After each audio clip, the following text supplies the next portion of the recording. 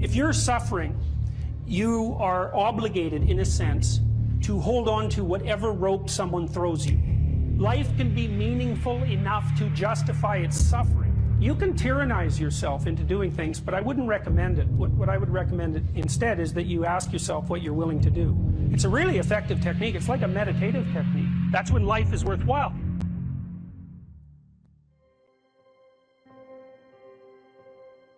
I don't know exactly what's going to help you, but don't arbitrarily throw out any possibilities because you might not have that luxury. Antidepressants help a lot of people, and there are technical reasons why that's the case. If you're offered a gift by your society and it works, try it. I don't care what your presuppositions are. The time you see people who are suffering with depression, for example, there's a multitude of reasons, but I'll take one common reason. You could think about it as associated with the story of Peter Pan. Peter Pan is someone who won't grow up, right? Now the problem with Peter Pan is he gets to be king, but it's king of Neverland. Neverland doesn't exist. So being king of nothing isn't that helpful. Well, one of the things that you often see with people who suffer from depression, and I'm not making a blanket statement about the cause of depression because there's lots of them, is that people who don't have enough order in their life tend to get overwhelmed. So for example, if someone comes into me to see me and they say they're depressed, I always ask them a very standard set of questions. Do you have a job? If you don't have a job, you're really in trouble in our society. First of all, your biological rhythms tend to go off the rails right away because there's no reason to go to bed at any particular time and there's no reason to get up. And for many people, if they don't get up at the same time, they foul up the functioning of their circadian rhythms, and that's enough to make them depressed right off the bat, especially if they start napping during the afternoon. They also don't have a purpose. People aren't good without a purpose, and this isn't hypothesizing. We absolutely understand the circuitry that underlies positive emotion. When you're attending to something you're interested in and you're engaged in it, that's when you're alive. That's when life is worthwhile. It's so worthwhile that in those moments you don't even ask the question about it. The question itself goes away because the meaning that you're united with is so powerful that it can push back the adversity that would otherwise characterize life. Nietzsche said, the person who has a why can bear any how. We know how it works. Almost all the positive emotion that any of you are likely to experience in your life will not be a consequence of attaining things. It will be a consequence of seeing that things are working as you proceed towards a goal you value. That's completely different, and you need to know this because people are often stunned. For example, they finish their PhD thesis and their presupposition is that they're going to be elated for a month, and often instead they're actually depressed, and they think, oh, what the hell, I've been working on this for 7 years and I handed it in, and what do I do now? And that's what depresses them, right? It's the what do I do now? Well, they're fine if they enjoyed it pursuing the thing. As long as it was working out, they get a lot of enthusiasm and excitement out of that because that's how our nervous systems work. Most of your positive emotion is goal pursuit emotion. If you take drugs like cocaine or amphetamine, the reason they're enjoyable is because they turn on the systems that help you pursue goals. That's why people like them. So if you don't have a job, you got no structure, that's not good. Plus, you tend not to have a point. So you're overwhelmed by chaotic lack of structure and you don't have any positive emotion.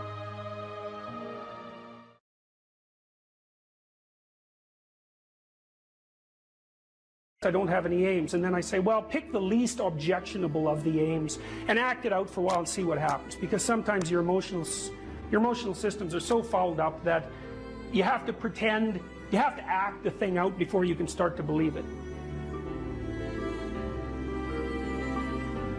Life can be meaningful enough to justify its suffering. I thought, God, that's such a good idea. Because it's not optimistic exactly. You know, some people will tell you, well, you can be happy. It's like, those people are idiots.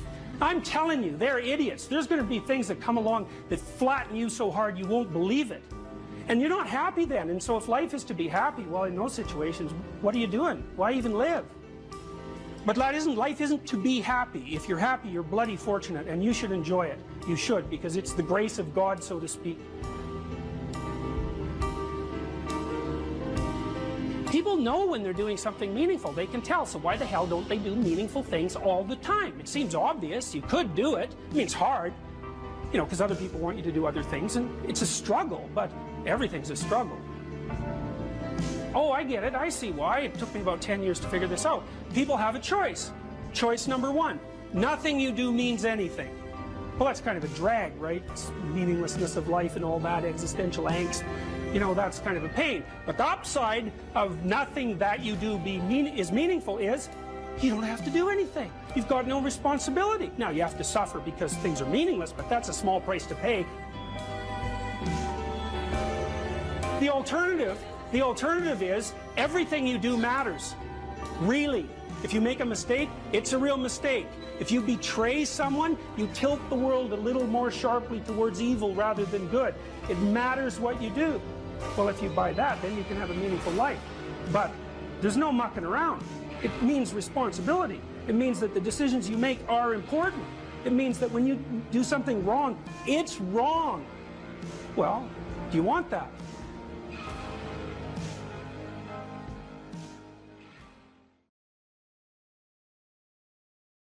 So imagine you have a goal in mind. You want to get to work in the morning. I used to ask my students a question like this, is like, what? Maybe they're going to write an essay. Why are you writing the essay? Why are you in class? Well, I'm in class because I need this class because it's part of my major. Well, why did you pick a major like that? Well, I'm interested in psychology. Well, why did you come to get a degree? Well, I think I need a degree to get a job. Well, why do you need a job? Well, I need a job to keep body and soul together, and maybe to be productive, and maybe to, establish a name for myself. And why do you want to do that? Well, because, it's part and parcel of living properly. And why do you want to live properly? And well, then, and how would you live if you lived properly? And at that point, people are usually unable to answer, because you can just push people with questions about why until they run out of explanations. But the point is that you're always doing whatever you're doing because what you're doing is nested in a sequence of goal-directed actions. And those can be more or less sophisticated. If you're not very sophisticated at all, the nesting might be like 2 structures deep. Maybe you're, you're bored and you want to go get drunk, and why? Well, because you don't want to be bored. And if someone pushes you a little farther than that, you hit them. And, you don't want to delve into it. But if you're sophisticated, you have a pretty good hierarchy of answers. So you might say, well, why do you want to be a productive and generous citizen? And like I said, people usually bottom out there, but you could say, well, that's part of reciprocal altruism, and if I'm productive and generous, then that'll encourage other people to be productive and generous, and if we're all productive and generous together, then there'll be more for everyone, and we'll all get along better, and we'll get along for a longer period of time, and that'll make us all more stable, and that'll make our societies better. And then you might say, well, why is that relevant? You might say, well, because the alternative to that is something like a descent into something approximating hell, and so that's part of a reflection of the divine order and the eternal battle between good and evil. And then you could push it farther than that, and you could say, well, are you going to be on the side of the redemptive hero, or are you going to be on the side of the eternal adversary?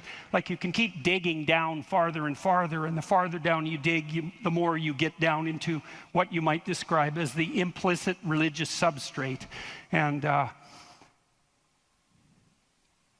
it's very much useful to know that and to make as much of that conscious as possible. So now imagine that you've come to this talk tonight because you've decided to aim up. And maybe you haven't formulated that precisely explicitly, but something is driving you in this direction. And then you come to the talk and you find out that I'm talking about something that isn't what you expected, and it doesn't seem to be moving you along on your pathway forward to that end. And what's going to happen is you're going to be disappointed.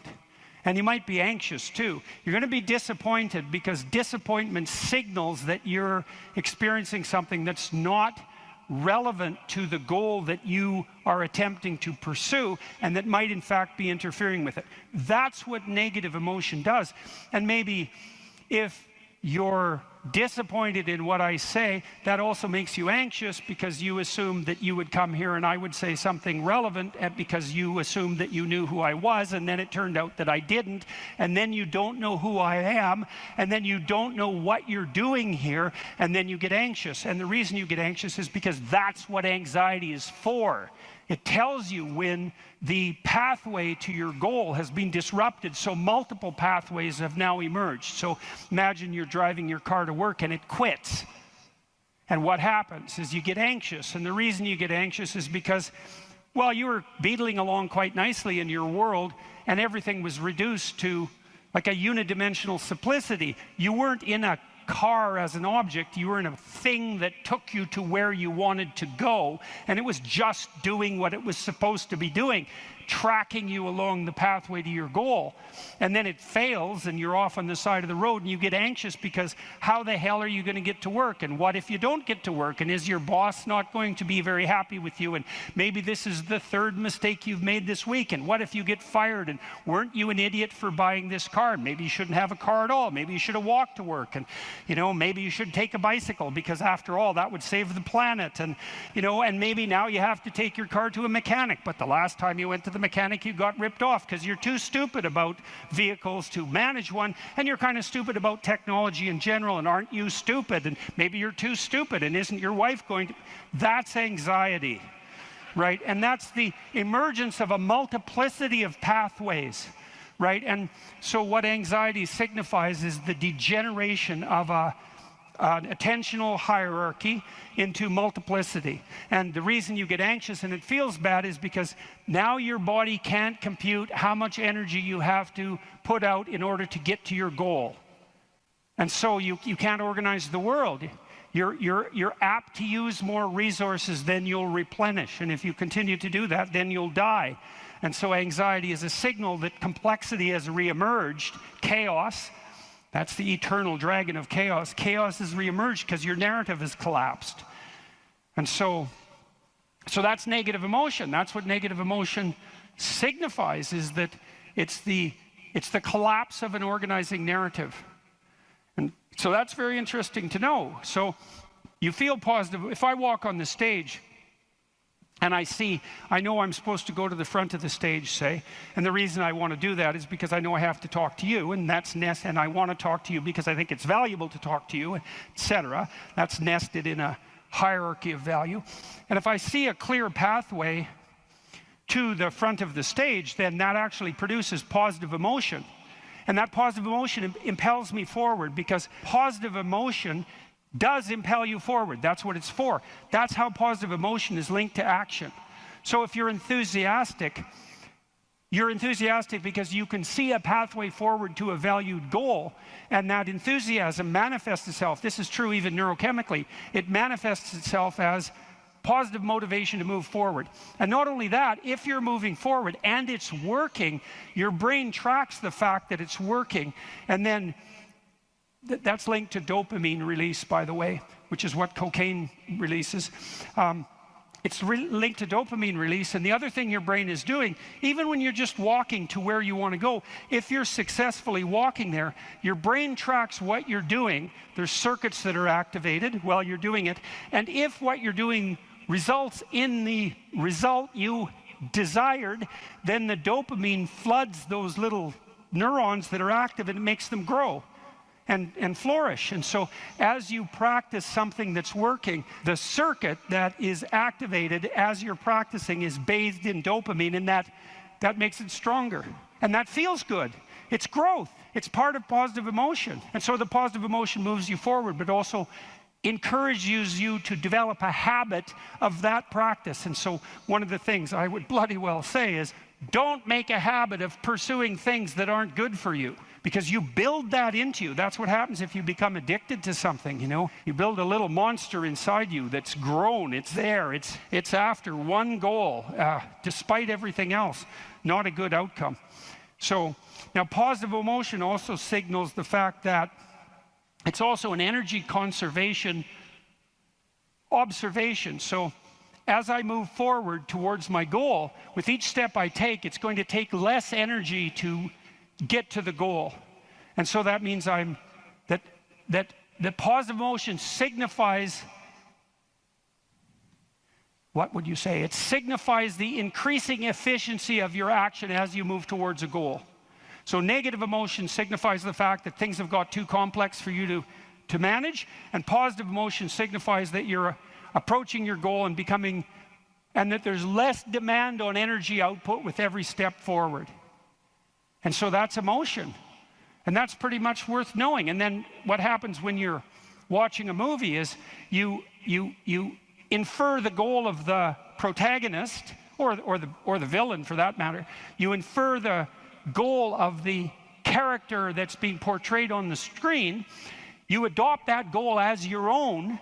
Then you play out the emotions in your own body, which mimics the structure what would you call the character that's being portrayed on the screen, and you live that all out inside you. And that's also how you understand other people, right? You don't listen to someone and then figure out what they're saying and then infer what they're thinking. That isn't how it works. What you do is you listen to someone till you figure out what they're up to. As soon as you figure out what they're up to, you can adopt that frame of reference. As soon as you adopt that frame of reference, you have the same emotions. And that's what makes you united.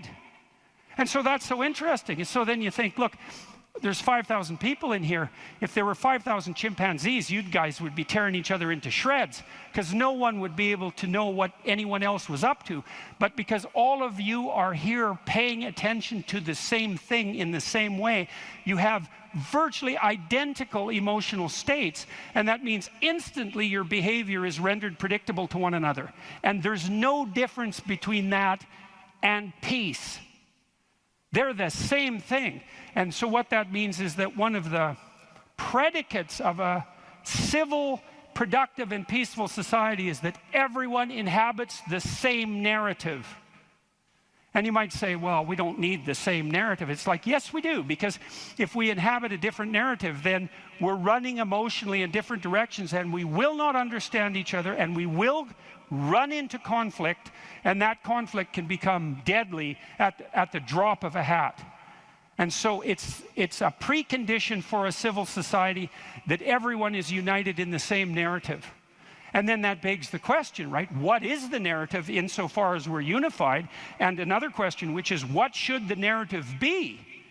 Right? Now, the postmodernists figured out that we looked at the world through a story, but they said their mantra is they became skeptical of meta-narratives, which are uniting narratives. And that's all well and good to be skeptical about meta-narratives, but you run into the problem of internal disunion, because if you don't have a uniting narrative, then you're divided against yourself, and you run into the problem of social disunity, because if we're not looking at the same thing for the same reason, then we can't get along. And those are big problems. Now, the way the postmodernists glided over that immense cataclysmic problem was to offer the proposition that the narrative that unites us is just one of power and oppression, right? And that the fundamental motivation that guides, first of all, even your internal organization, your own internal tyranny, you're oppressing your id or your natural self. And then if you establish a relationship with someone like a marriage, well, that's just a manifestation of patriarchal oppression. And if you organize a business relationship, it's a relationship of mutual exploitation, and so far and so on, all the way up the political hierarchy, all the way back into the past. A more dismal view of human existence couldn't possibly be formulated. And I always think about it as a kind of implicit confession. It's like, so you think the world's all run by power, do you? Okay, I know what game you're playing and attempting to justify, and it's completely bloody preposterous, because first of all, if you tyrannize yourself, you're going to be one miserable creature. Plus, you're going to rebel constantly, as you already know. I'm sure all of you have tried at one time or another in your life to force yourself to do something with a whip, so to speak, and what you instantly find is that you're so condemned to be free that you'll even resist your own tyranny, right? Try telling yourself to do something and see if you do it. I'm going to go to the gym. That's New Year's. I'm going to the gym 3 times a week, 2 hours a day. It's like, no, you're not. You're going to last like 3 days. And then you're going to find an excuse. The rebellious part of you is going to find an excuse, then you're not going to do it. And it's a bloody mystery, isn't it? Because you'd think you could tell yourself what to do. Because otherwise, who are you, You're the part that told yourself what to do, but you don't listen, so what the hell's that part? That's you, that's for sure. So you can't even tyrannize yourself with any efficiency. And then if you're married, men, you're married, try tyrannizing your wife and see how well that works. And like, it might work for 10 minutes, but she's not as big as you, but she's a lot sneakier. And you have to wake up with her tomorrow morning. And so even if you do win the fight, which you won't, she's going to bloody well take it out on you the next day, and no wonder. And so you're bound in that relationship by the necessity of continual iterative interactions, right? And they have to be moderately peaceful, or you're going to tear each other into shreds. And if it's constant conflict, you're both going to just exhaust yourself and die. So how the hell is that going to work? So it has to be at least mutually reinforcing. And maybe if you really got it together well, you could interact with each other in a way that improved your interactions across time. And maybe you're wise enough so that if you were on that track, the way you would experience that in the moment would be as exactly the kind of relationship you'd want to have with someone. And that would be something like the spirit of play and romantic love. And that would be the manifestation of an instinct that orients you across time properly in a relationship in the moment. And that's such a wonderful thing to know, right? That instinct for play and romantic love might be the voice of the wisest instinct you have, the deepest orientation to meaning that you have. You know, because there's nothing more delightful in a marriage or in a family, if you have children, than to be able to engage in something like voluntary play. And you know, if you could have the world set up the way you would want it to, if you had any sense, wouldn't it be something if mostly what you did was something akin to play? And that's equivalent. Christ in the Gospel says, know that unless you become like a little child, you'll never enter the kingdom of heaven.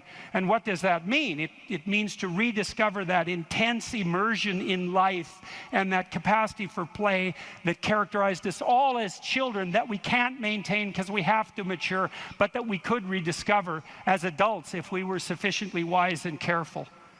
And so, and then, you know, if you have friends, it's like, well, you tyrannize your friends? Well, then you don't have friends. You're just a bully with henchmen. And as soon as you stumble, they're going to stab you in the back because you surrounded yourself with craven psychopaths. They're just going to wait for the moment to take you out. That's not a friendship, obviously. And if you're running a business, and those of you who've run businesses who have a clue know this is true, it's like, what happens if you rip off your customers? Well, you can get away with it once or twice, but word gets around in no time flat, and then you're just done and bitter and resentful because your idiot machinations didn't work. But if you engage in fair trade and you're reliable and you deliver what you promised and you're half decently good to your employees and the people that you work for, then they're going to be pleased with you, and they're going to come back and they're going to talk to their friends about how well you did, and you're going to flourish. And none of that's arbitrary. You know, that's all guided by the manifestation of a certain form of attentional priority, right? You go to your customer's house, maybe you're a plumber, and the first thing you do is you listen to their damn problem. And so at least you have enough sense to engage in dialogos, right?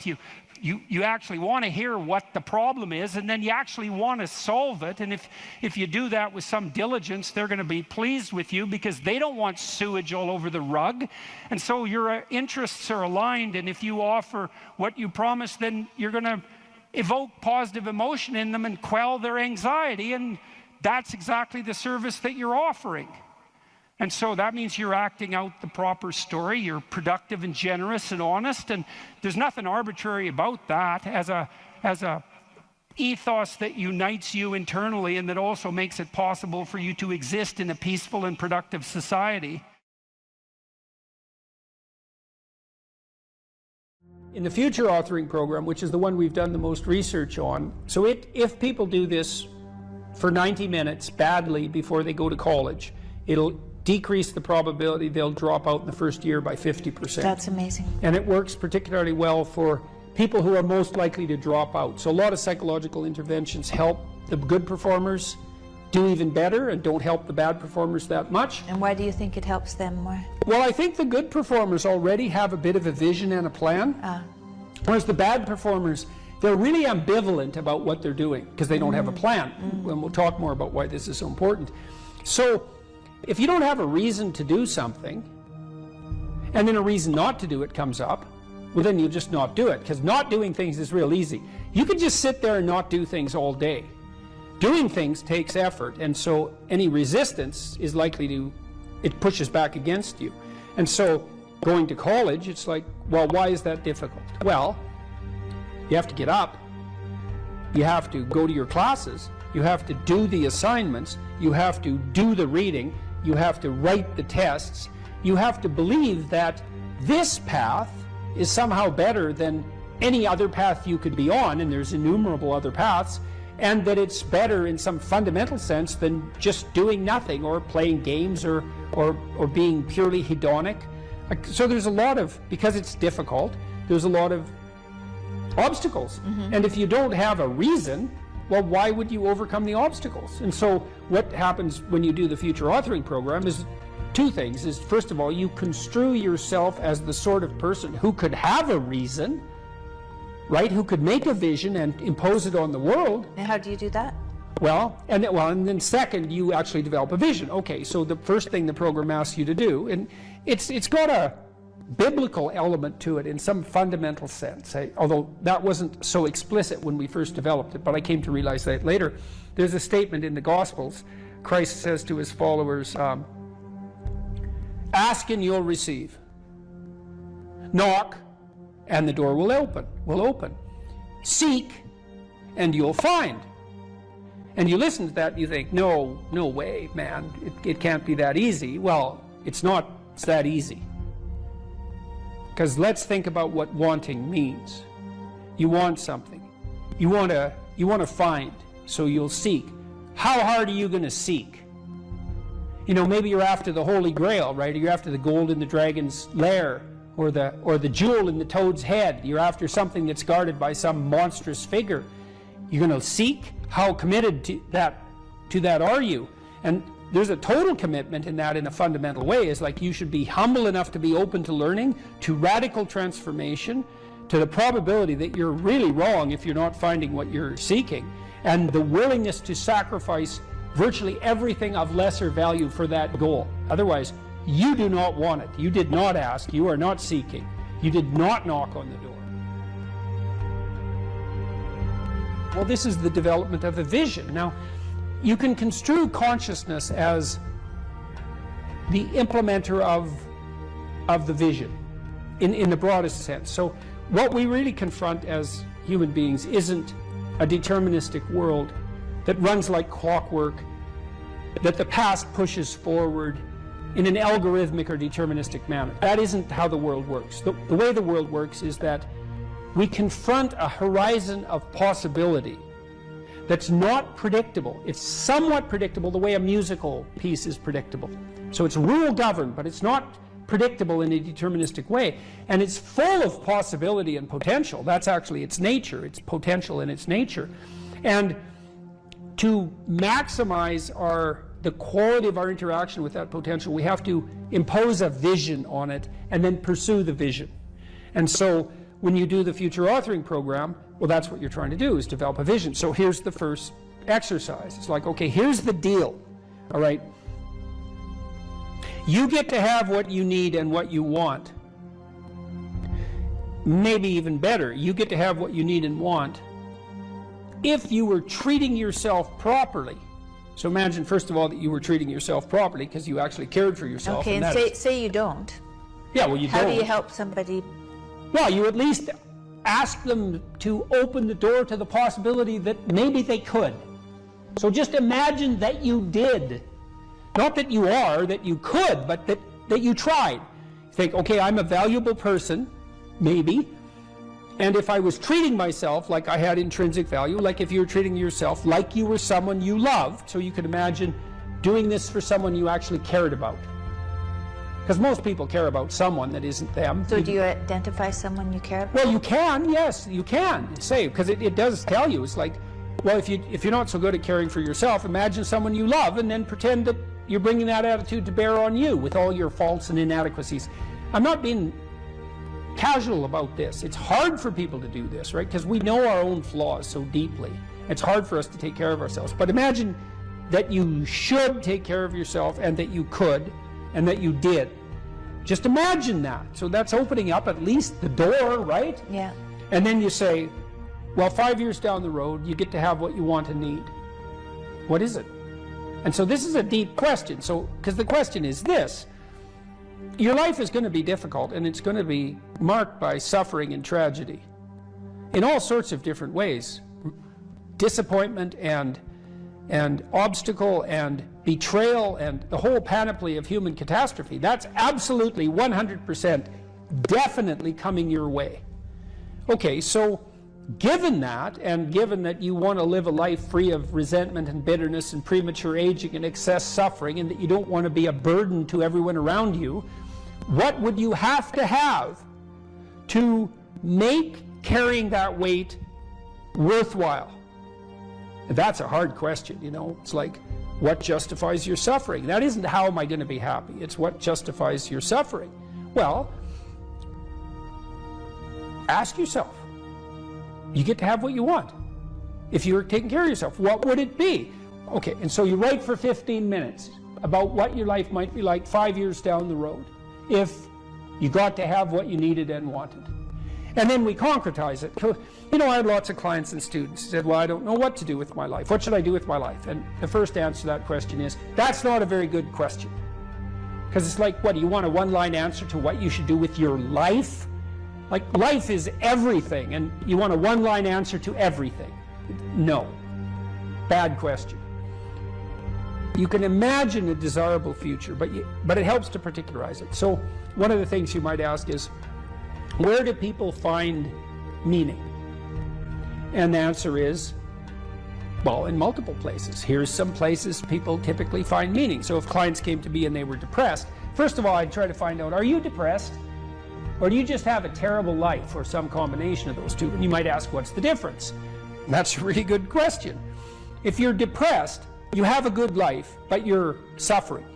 So what would it mean that you have a good life? Well, it means somewhat different things to different people, but you can kind of triangulate on it. Probably you have an intimate relationship, or at least you have the prospects of one. So at least you want one, and you believe that maybe you could have one if you don't have one, and probably if you have a good life, you have one. You have some friends.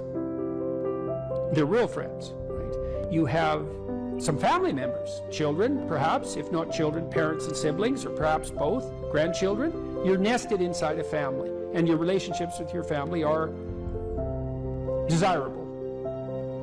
You have a job or a career, and so if it's a job, well, then it's hard, and maybe you wouldn't have picked it as a vocation, but at least maybe you have good relationships with your coworkers, and you're doing something difficult, but that's actually socially productive and useful and generates an income. So that's not nothing. You're educated to the level of your intellectual capability, or you have plans to do so. You're taking care of yourself mentally and physically, and you have a strategy for dealing with the realm of signal temptation, drug and alcohol abuse and sexual misbehavior and that sort of thing. And then we've added one more recently, at least conceptually, that you've adopted a certain degree of civic responsibility, right? You're participating in the broader community in some manner. And if you're doing none of those, my life is meaningless. Are you doing any of these? No. Well, that's why it's meaningless. Those are the domains of meaning. And so, if you're miserable and you have none of those things, the first thing to do, if you're a cognitive behavioral therapist with someone, is to say, well, how about we work on like one of these things to begin with? You know, you need some friends. You need to get out in the dating market. You need a job or a better job. You need an educational plan. Like, you don't have a life, so of course you're miserable, because without sustaining meaning, life is just tragedy. And so your lot is misery. And so anyways, we ask people to go through these 8 different domains and say, okay, you can have what you want, but you have to aim at it. Sin means to miss the mark, by the way. It means to miss the target. That's what takes you away from God, is to miss the target. What target? Yeah, right. What target? Right. You got to at least know there's a target, then you got to try to hit it. You know, and maybe you don't even know where the target is, but your aim isn't good, but at least you've set up a target now, and you can practice. And so, well, if you had an intimate relationship, what would it look like?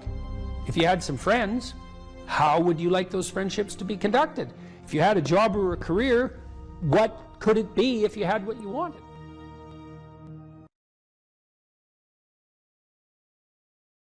What's the relationship between the unconscious and the imagination? It's a very good question. That was a good question.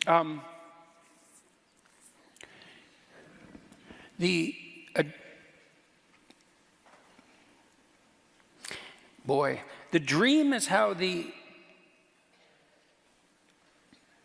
implicit structure of your perception and value hierarchy reveals itself to you.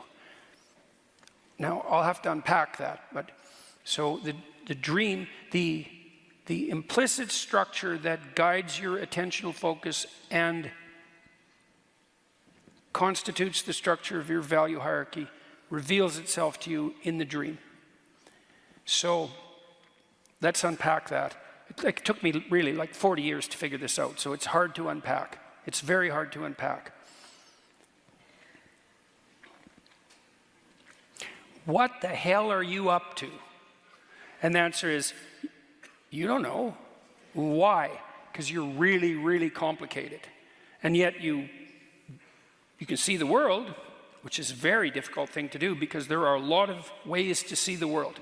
There's an infinite number of ways to see the world. And the fact that you can see it one particular way is nothing short of a miracle, and you certainly don't know how you do it. As far as you're concerned, you just look at the world and there it is. And there's a lot going on to make that happen. I mean, half your brain is devoted specifically to visual processing, and the other half is integrally involved. So for example, when you do something like look at a bottle, you think, you see bottle, you think bottle, you evaluate bottle, you pick up bottle. That's the order of perception to action. Sensation, perception, emotion, action. Or sensation, perception, emotion, thought, action. That's how we think. That's just not true at all. When you see a bottle, the motor grip you would use to pick it up is automatically primed by the perception. So even your motor cortex that governs your actions participates in the shaping of your perception. Almost everything you see in the world is a usable object or a pathway or an obstacle. You don't see things, because there's an infinite number of things. You don't see things and then overlay a value structure on that. The value structure is implicit in the perceptions. The value structure is implicit in the perceptions. And then the people who've made much of implicit bias sort of know that, although they're not smart enough to think through what they accidentally discovered. And so that's a big problem in our society at the moment, because you can be accused, for example, of unconsciously viewing the world through an oppressive, racist hierarchy of presumptions. And there's a bit of truth to that, because you're probably a little more racist and sexist and I don't know. How many flaws don't you have? Like zero. You've got all the flaws to some degree. And so, we're all of us are ethnocentric. All of us prefer our kin, even though we might not like even them. And, you've had Christmas with your family. And who's most likely to murder you? In case you want to know. A drunk relative. Particularly if you're drunk, so remember that next Christmas. So, we see the world through an a priori structure of value. And we don't know what that is. And we dream it. We dream about it. And then we aggregate those dreams into stories.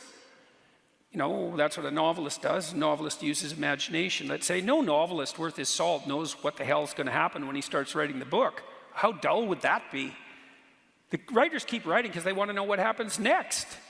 And if they really want to know, so will you when you read it. And they're using their imagination, or it's using them. That's perfectly reasonable way of thinking about it. That's what would you call it? Divine inspiration, guided by the soul of divine inspiration. That's a real thing. It's the most real thing, in fact.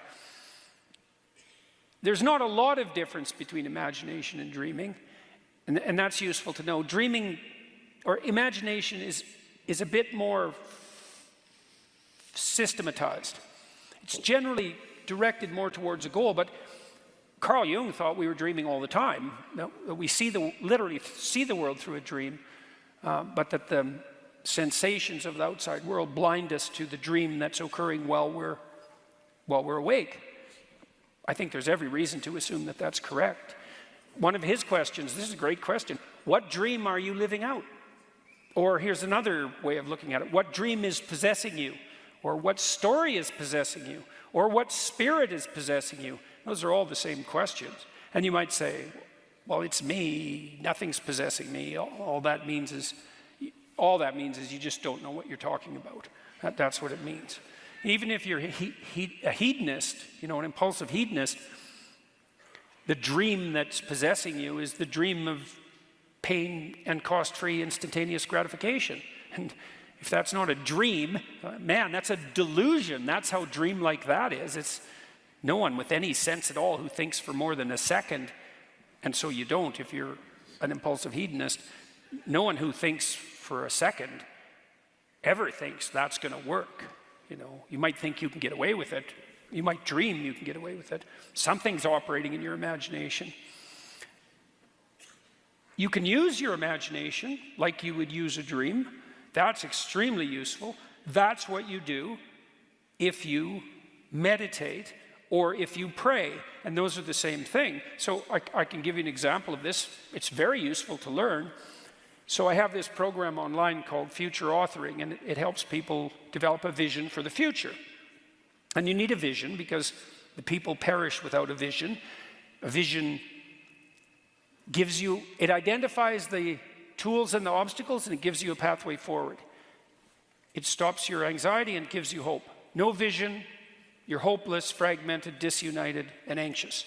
You have to have a vision. It has to be a guiding vision. It has to be a uniting guiding vision. And you might say, well, how do I develop a vision like that? And here's how. Try this. If students do this for 90 minutes, it decreases the chance they'll drop out of university by 50%. So that's how well this works. That's quite something. Okay, so here's the game. So it's not an easy game, but you can do it badly and it'll still work. So that's a good game. So the first part of the game is give yourself the benefit of the doubt for the purposes of the game. Imagine that the universe would not grind cataclysmically to a halt if something as horrible and wretched as you had an okay time. So it's hard for people to grasp that because, you might think of people as selfish and self-centered and out for themselves, all of that. Most people aren't like that. There's about 4% of people who are like that, and look the hell out for them. And they're online trolls, by and large. And the clinical evidence for that's very clear, by the way. And it's pretty much them and not you if you're in interaction with them. It's all about them. But most people are the opposite of that. Most people are better to other people than they are to themselves. Most people are harder on themselves than they are on anyone else. And, there's something admirable about that because it means to some degree that you're looking out for other people. But there's something that's not admirable about it because it means that you're not treating yourself with the respect that someone with your intrinsic worth must have to flourish. And the problem is, of course, more than anyone else what the full range of inadequacies, what your full range of inadequacies most precisely is. You also know all the stupid things you've ever done. And that's a heavy burden, and it's hard to look at yourself, knowing what you know about yourself, and then think, that you deserve anything other than suffering for your sins. And so it's really hard for people to treat themselves like they would. This is something else I learned from Carl Jung. You know, there's this biblical injunction to love your neighbor as if he were yourself. But that sort of presumes you love yourself. Most people are better at loving their neighbors. But it's actually an equation, that rule. It's like, so the first part of the equation is, you should act out the proposition that it's incumbent upon you to strive to put your life together so the best possible thing could happen to you. You should strive to take care of yourself as if you're taking care of someone you love. That's hard because you know you're trouble. So that's the first part of the game, is you have to play. It's like, okay, let's admit for a second that it wouldn't be the end of the world if I wasn't being roasted over a slow fire all the time for my iniquities. I'll give myself a break, okay? Now, so that's the first. That's hard. You got to think that through. You know, you got to open yourself up to the possibility that the earth wouldn't crack open and swallow you up if you dared to imagine that things maybe could go okay for you if you did the right thing. And then the next thing you do is you got to ask yourself a question. Ask yourself, whatever that means. It's like, how can you ask yourself and get the answer if you don't know the answer? And why do you have to ask the question if you could come up with the answer? So you're not really asking yourself, whatever that means. I don't even know what that means. I thought it up. Well, how? Well, how do you think things up? You don't know. Thoughts just appear in the theater of your imagination. They just spring out of the void. And there they are. And you might think, well, I thought that up. It's like, okay, have it your way. But it's not an explanation. It's a theory. It's a dream that it's you. So imagine you ask yourself a question. Now, the first thing you're doing is admitting that there's something you don't know. So that's humility. There's something I don't know that I need to know, that I could learn if I was willing to learn. So what don't you know? Here's the question. 5 years from now, you could have what you need and want. But you have to specify what it is. Now, you don't have to specify it perfectly, because as you move towards it, you can improve. You know, you're going to learn along the way. But you got to be aiming in the right direction, vaguely. And then you have to move in that direction to learn what you need to learn as you move in that direction. So then you think, and you have to ask yourself this, and then you have to imagine. It's like, okay, I get to have what I want and need. What would that look like? And maybe you're just stumped then, you know, because it's such a big question. And you've never really asked yourself that. And no one else has ever really asked you that either. And so you don't even know where to begin, because you're that lost in the desert. That's a good way of thinking about it. So in this online program, this future authoring program, we break it down into 7 questions for people. My clients used to come to me, my students too, and say, well, I don't really know what to do. What should I do? And my answer was, I don't know what the hell you should do. It's like, you're you. I'm not here to affirm your identity or to deny it. I'm here to help you figure out the pathway forward. But if you don't know what to do, well, here's some guidelines. Don't just do nothing, because you can't. If you do nothing, you just get old, and that's something. So there's no doing nothing. So you should do something. What? Well, why don't you do what other people do if you don't know what to do? You start with that. So what other people do? Where do people find meaning in their lives? Well, here's a bunch of different domains. Most people want an intimate relationship. And if you don't, well, you got to ask yourself, what the hell's going on? You know, are you bitter, resentful, cynical, terrified, betrayed, hurt, traumatized? Or you might be a misanthrope, and you're one of those people who's extremely introverted. Maybe you're extremely introverted and creative, and you just want to go the hell out in the woods and not see anyone and do your creative thing. And it's like, okay, you're 1 in a million.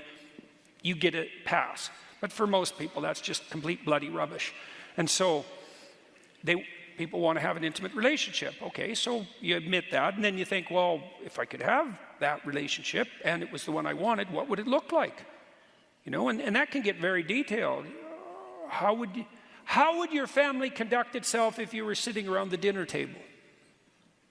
You know, it's like a Norman Rockwell painting, you know, that famous painting of Thanksgiving. It's like if you could have, or maybe you're just having an intimate candlelight dinner with your wife or your husband, and you get to have it, and it works.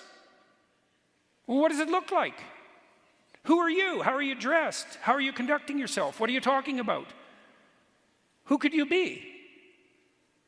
If you could have what you wanted, well, you can imagine, and your imagination will provide you with an answer.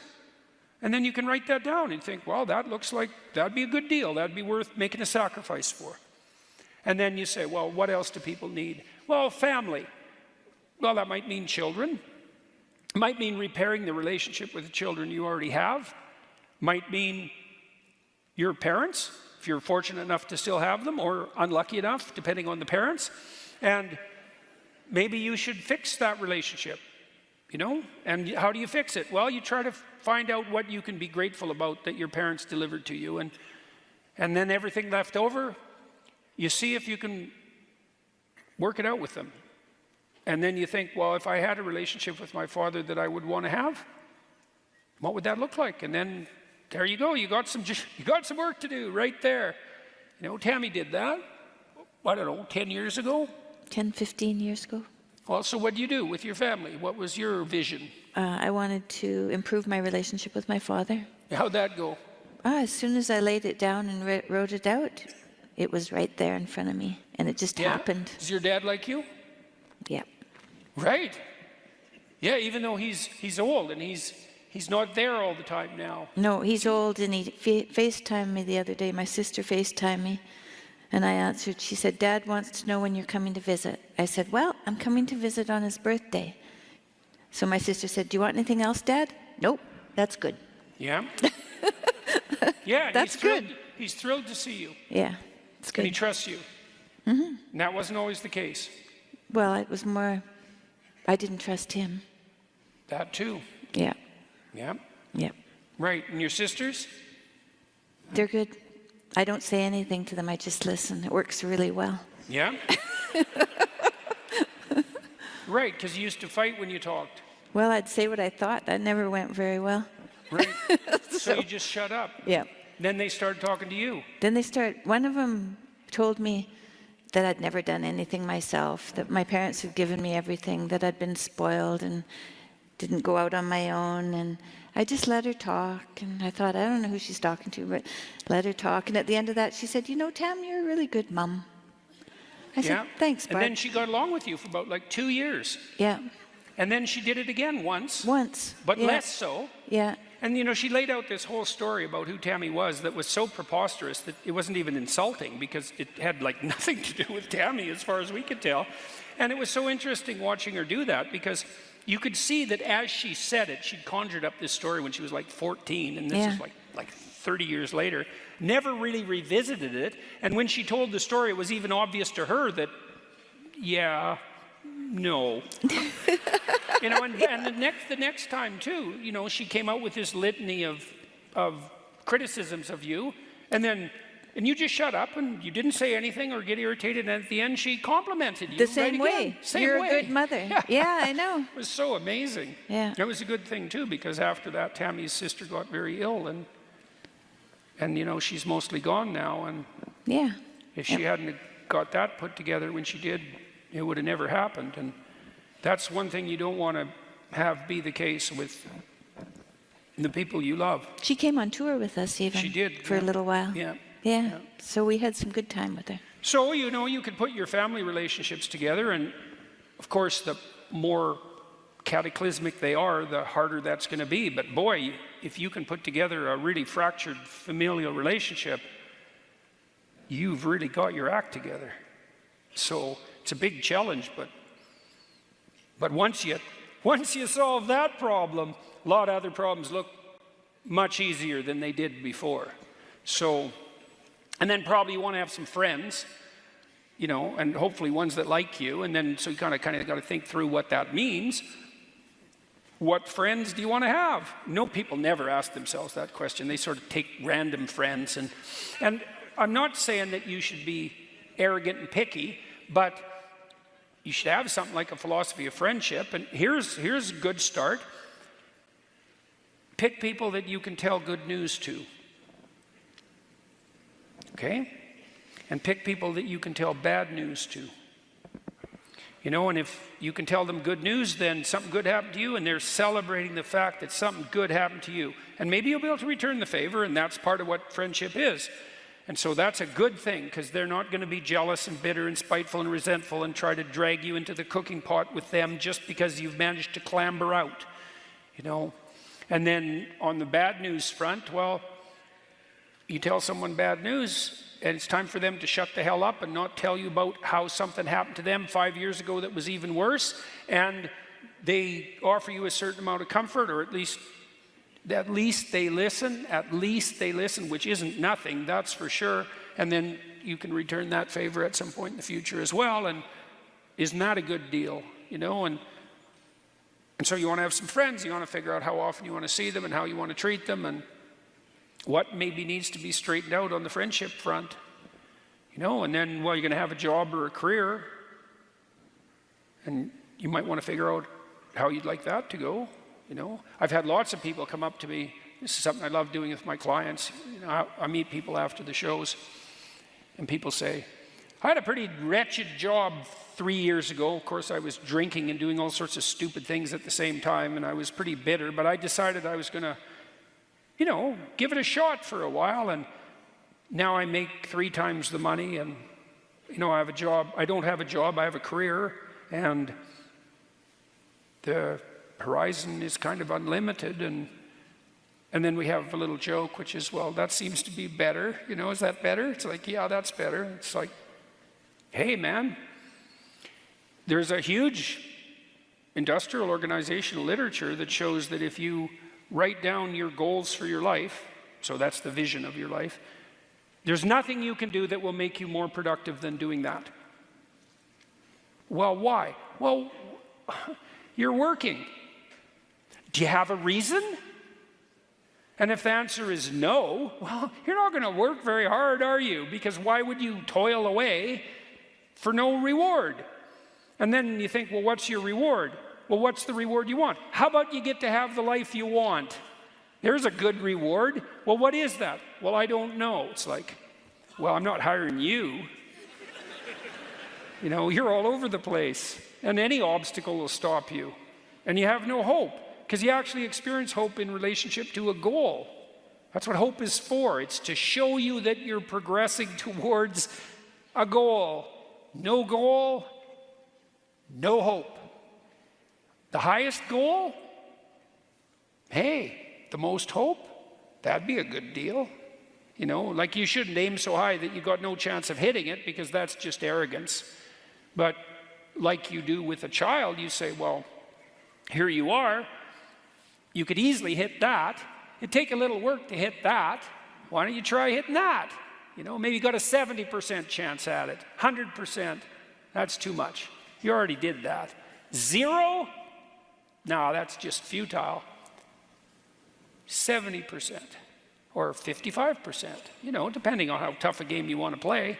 Well, that's optimally challenging too, and it's optimally challenging because it moves you towards the goal, and it transforms you while you move. So that's a good deal. So intimate relationship, family, friends, job, education plan. You're probably interested in something. Find out what it is. Get good at it. You know, maybe it's you want to figure out how to wire your house. That's a good one. You want to know how to repair the plumbing. You don't want to know how to fix, what do you call that? Regrout bricks. It's not grout, mortar. What do they call that when you refix the brick? Tuck pointing. What? Tuck pointing. She's done a lot of renovations, by the way. So, or maybe you could be a better carpenter, or you have abstract interests you want to read, or you got artistic interests, or, you know, get better at something. Get good at something.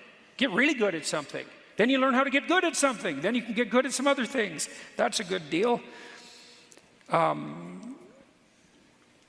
Consider the space of temptation in front of you. You know, what are you doing stupid on the alcohol, drug, and promiscuity front that's screwing you up?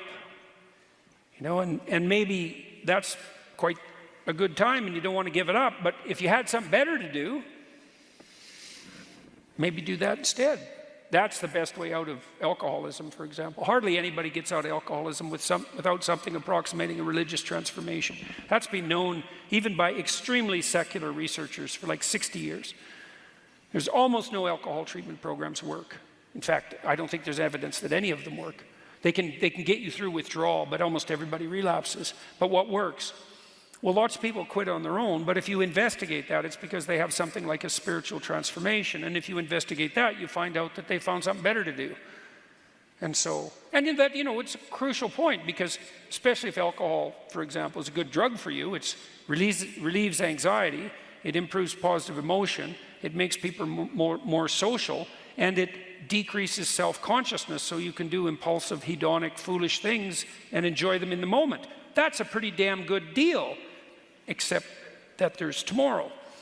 And so why give that up? Especially if you have nothing. And the answer is, well, you won't give it up if you have nothing. But if you have something better to do, you might think, I'd rather do that. You know? I mean, I like to drink. I drank a lot when I was a kid. I started drinking when I was like 13. I used to sit with my delinquent friends behind the fence in Fairview, Alberta, 800 miles north of the American border, 20 bloody below when it was warm in the winter. And you could still go outside at minus 20. It was minus 40, things got chilly. And we'd drink, you know, vodka we'd put in the freezer and have a perfectly fine old time. And there was plenty of drinking up north, that's for sure. And I really liked it. I was very frequently the last person at the party. And why'd I quit? Well, I got married, and that was better. And I was writing this extremely difficult book, my first book, Maps of Meaning, and I just couldn't write that and do the research I was doing as a graduate school student. I couldn't do that and be hungover. It was one or the other. You know, and it was interfering with my relationship with Tammy too. Not tremendously, but I could see that it could easily be a problem. And there's no damn way I was going to be drunk with kids. Like, no. So I just stopped. And, you know, that was a really good idea. But I wouldn't have stopped if I didn't have anything better to do. Like, why would I stop? It was a blast. I had a riot, you know. So Dionysius, man, see, if you don't have another god, he's plenty of fun around the campfire, you know, at 3 in the morning. So, well, here's another thing you could consider. You know, what responsibility have you adopted on the civic front? You know, do you belong to a community of any sort? And if you don't, you're probably lonesome. And, you know, a sports club, a businessman's club, a chess club, a reading group. Those are pretty local. A neighborhood association. Political party. You know, you wonder, how can those politicians be so... You can list the adjectives, you know, after that. And the answer is, because the people who aren't like that aren't doing that. And maybe you're one of them. You know, if you're so smart, why the hell aren't you shouldering your civic burden? You know, and you think, well, I'm cynical of politics, you know, I haven't got time for that. It's like, fair enough, but you're going to take what you can get then, aren't you? And then also you have zero, in this country, you have zero grounds for being cynical. And why do I say that? Well, first of all, there isn't a better country, as far as I can tell. And, you know, and that's damning with faint praise, because I'm comparing you to other actual countries instead of who you could be. But as far as when you stack your countries up, you're at the top of a dismal pile. And so, and So this is about as good as it gets, and then you have these political parties, and you know, the less said about them, the better, you could say. But I know perfectly well, this is 100% true, that both political parties at every single level are dying for competent people. It's certainly the case that the Biden administration did not have enough competent people to fill the roles it had to fill. And that's not just a casual criticism. I know this. I've talked to people who tried to staff the positions. They know perfectly well that many of the people who are filling the positions aren't the people for the positions. So why are they there? It's like, well, they took what they had. So, and I'll tell you something else about being involved in a political party, and I know this to be true as well.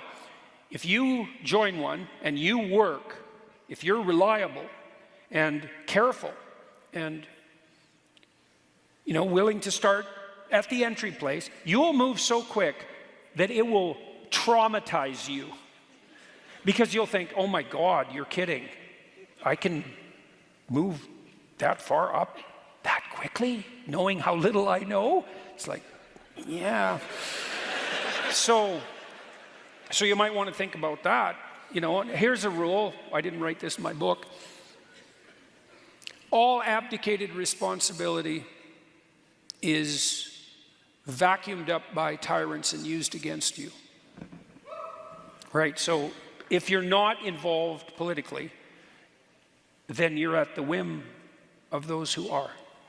And that's that. If you're thinking about your past, what it means is you haven't analyzed the causal chains. Because you might say, well, why do you remember your past? Well, you might say, well, it's in order to have an objective, you know, record of the past. It's like it has nothing to do with that. There's only one reason you remember the past, and that's to be prepared for the future. That's why you remember the past.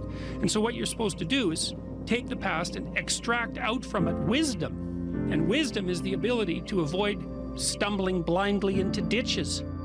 Here's a time in my past I stumbled blindly into this horrible ditch and terrible things happened to me. You need to take that apart. You need to figure out, how was it that events conspired with your participation, voluntarily or involuntarily, so that that terrible consequence emerged. You need to know why that happened and how you could react differently in that situation. And as soon as you do that, your brain will leave it alone. It won't obsess you about it anymore, because the anxiety-producing parts of your brain are basically trying to tell you where there are obstacles in your environment. Don't go there, there's fire. Maybe you could master the fire, right? Then you're a wielder of fire, you're not just a victim. And lots of situations are dangerous or not dangerous depending on your level of mastery, right? Life is like that. And so a negative emotion that's associated with a memory is something that's crying out for mastery, and writing can really help with that.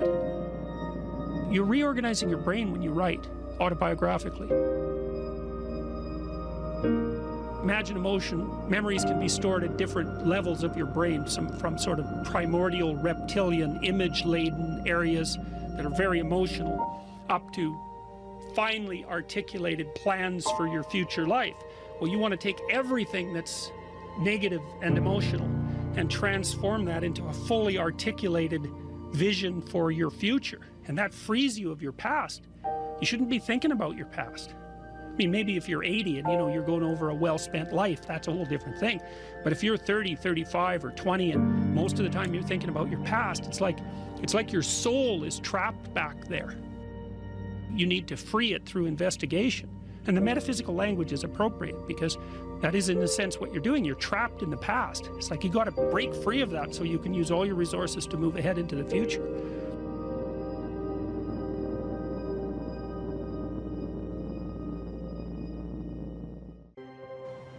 Imagine someone that you treat well, that you love. Then try to treat yourself that way. You got to detach from yourself a bit. You got to think, okay, well, I'm a person among other people, and I deserve at least as much respect as a person among other people, and I should be trying to help myself across time. And instead of being self-contemptuous and self-destructive, I need to take care of myself as if I'm potentially valuable, and to lay out my life that way. And so that's what that chapter is about. And it's hard for people, you know. They don't take care of themselves as well as they should. And I don't mean, you know, take care of yourself. I mean, that isn't what I mean. It's like, it's not a moralistic attack. It's like, it's an encouragement to give yourself a bit of the benefit of the doubt. Take care of your room, take care of your things, like have some respect for yourself. It's like there is a lot of potential within you, and there's many things that you can do, and you're necessary more than you think to the unfolding of things. Like if you make a bunch of bad decisions, things get worse, not just for you, like things get worse. And so it matters what you do, and so part of what you do is you want to treat yourself as if what you do matters. And so you want to have some respect for yourself. Young people like to think about ways to change the world, right? And that's actually a positive part of their development. It's a stage that the developmental psychologist Jean Piaget called the messianic stage, and he associated that with late adolescence. While young people want to change the world, the problem is that that's been harnessed into attempts to change other people. But that isn't what you should do. If you want to change the world, you should change yourself. In the sense that Alexander Solzhenitsyn said when he analyzed the Soviet Union, he said, don't be thinking that the line that divides good from evil runs down a political spectrum or countries or something like that. It runs down right down the middle of your soul. And if you want to sort out the world, then what you do is you sort yourself out. It's a serious business. They say it's more difficult to rule yourself than to rule a city, because you're complicated and there are horrible monsters inside of you that need to be tamed and to be brought into alignment and submission so that you can be a powerful and useful person. And instead of rushing out there to change the world by changing other bad people, that they should look inward and sort themselves out properly. And if you have a memory that's more than 18 months old, approximately, and when you pull that memory up to mind, if you still have an emotional reaction, that means you haven't fully articulated the memory. You haven't analyzed it causally. You haven't freed yourself from its grasp, and you're carrying it like a weight. And your brain responds to that. Like the more weight you're carrying like that, more baggage, let's say, the more of the stress hormone cortisol your brain produces. And cortisol makes you old. Divide your life up into 6 epochs. And then divide each of those, that might be, say, birth to kindergarten, and then maybe elementary school, and then maybe junior high school, however you want to do it. And then to write about the emotionally significant events in each of those epochs, and then to describe their effects on you, and then to analyze how you did in those situations, what you might have done differently, what you might do differently in the future, to straighten out your past. And you know, people are very, very, very, very tough. And it turns out that if you face things, that you can put up with a lot more than you think you can put up with, and you can do it without becoming corrupted. And she did recover quite fully, and much as a consequence of her own machinations, because she figured out what was wrong with her and then took the necessary steps to fix it, which is nothing short of a bloody miracle as far as I'm concerned. And anyways, part of the cat bit is, I actually start by talking about our dog, who actually died about a year ago, but he's still alive in the book. I let people know, because dog lovers love dogs, and if you love cats, then they think you don't like dogs, and then they don't like you. So I also point out at the beginning of the chapter that, if you want to pet a dog on the street, that's okay too, so you don't have to get up in arms about it. But the idea is that, you have to be alert when you're suffering. You have to be alert to the beauty in life, the unexpected beauty in life. And that's kind of what I was trying to get across with the idea of the cat. There's this cat that lives across the street from us called Ginger, and Ginger's a Siamese cat. And cats really aren't domesticated, technically speaking. They're still wild animals, but they kind of like people. God only knows why, but they do, And so Ginger will come wandering over, and our dog looks at her, but they're friends, and she rolls over on his back, and Seiko used to, nose her a bit, and then she'd kind of mosey over and let you pet her if she was feeling like it that day. And you have to look for that little bit of sparkling crystal in the darkness when things are bad. You have to look and see where things are still beautiful and where there's still something that's sustaining. And you narrow your time frame and you be grateful for what you have, and that can get you through some very dark times, and maybe even successfully if you're lucky. But even if unsuccessfully, then maybe it's only tragic and not absolute hell. And you can do that, in the worst situation. You can make it only tragic and not hell. And there's a big gap between tragedy and hell. There's nothing worse at a deathbed than to see the people there fighting.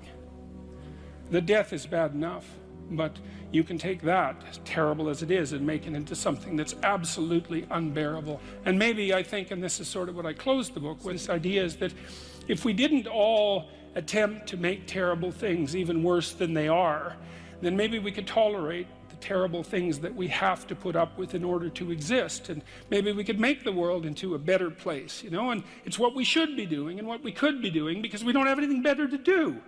And that's what the book is about. And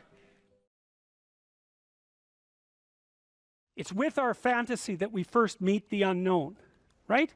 Well, look, say you're going out with a new person. It's like, what do?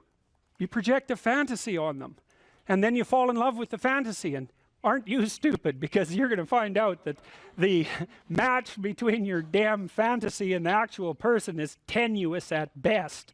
And so Jung would call that a projection of either the anima or the animus. The anima is what a man projects onto a woman he finds desirable. It's like, oh, she's the perfect woman. It's like, well, how do you know that? You've seen her for 4 seconds, but it grips you. And the same thing happens in the opposite direction. And it's an action of instinct, it's like you fall in love with the image.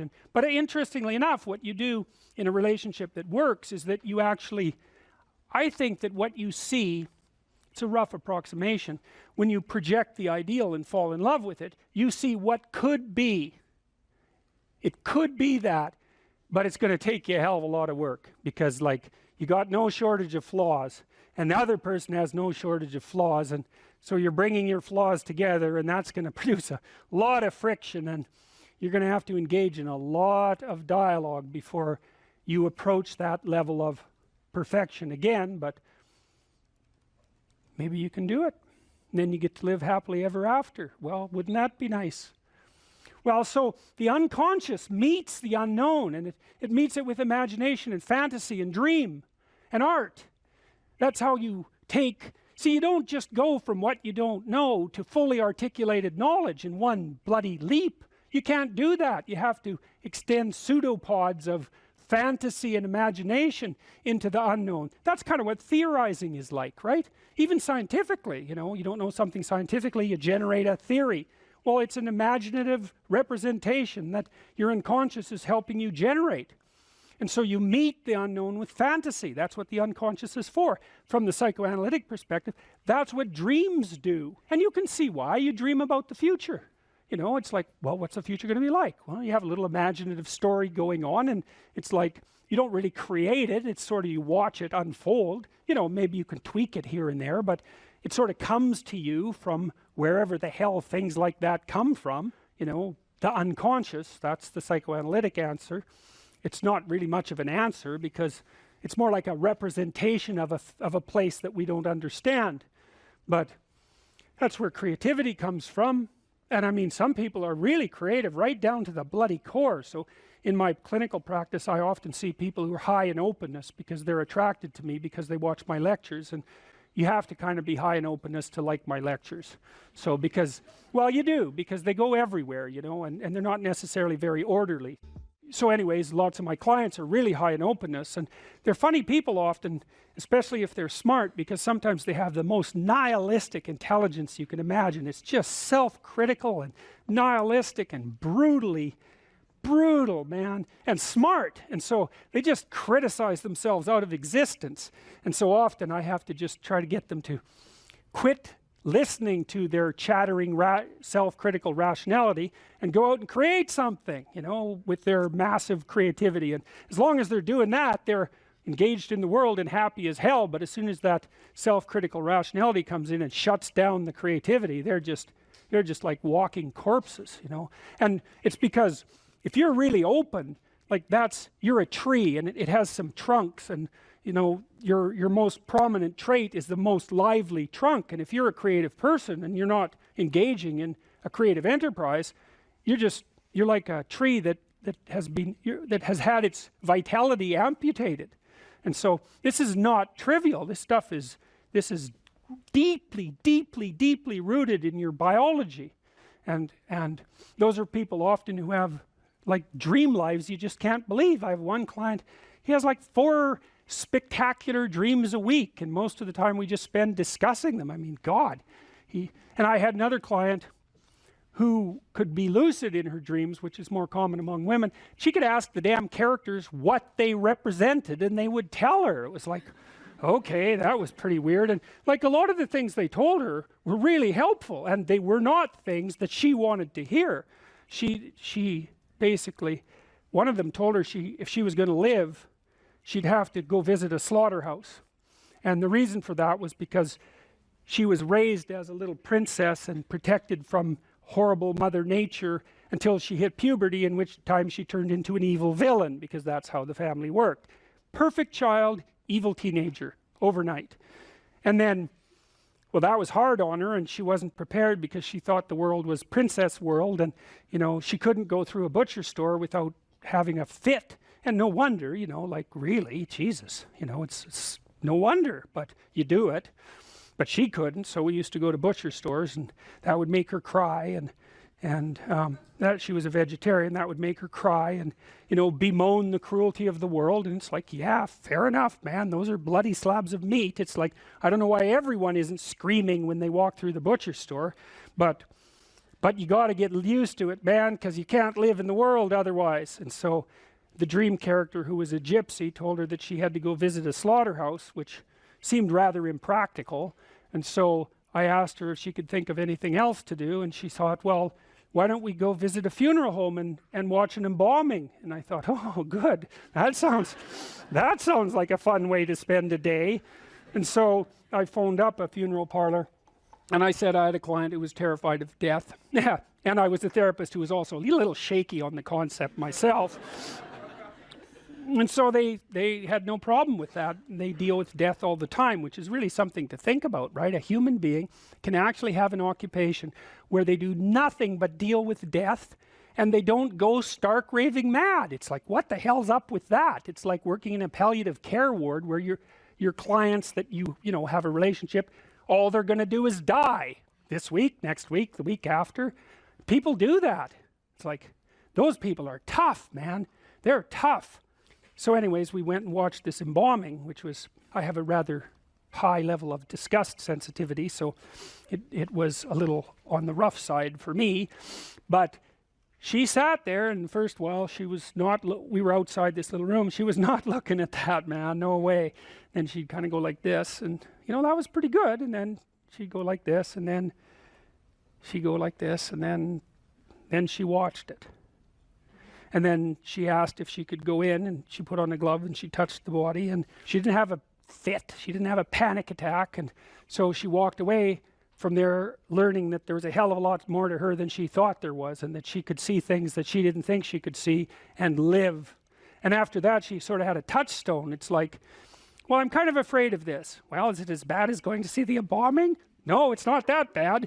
Well, I guess I can do it. It's like an initiation, right? She had an initiation. And so did I, you know. And I learned a lot from doing that. I learned that one of the things you need to do if you're going to be a human being is to prepare yourself to be useful in the face of death. And so when you have a parent that dies, which, you know, shatters people's ideas often, they can't even think about it. If you can't even think about that, man, you've got some thinking to do. Because you need to be able to at least think about that, because otherwise you're just going to be a wasteland when it happens. And you never know, you could even have a higher ambition. Maybe you could even be useful when it happens, instead of being part of the heap of destroyed people who also have to be taken care of. You know, and that's brutal. You have to be brutal to be useful in the aftermath of your parents' death. You know, you don't get to crumble and fall apart, and no, you have every reason to. So you got to be kind of some tough monster to manage that. But do you want to be useful in the face of tragedy, or do you want to be Pathetic.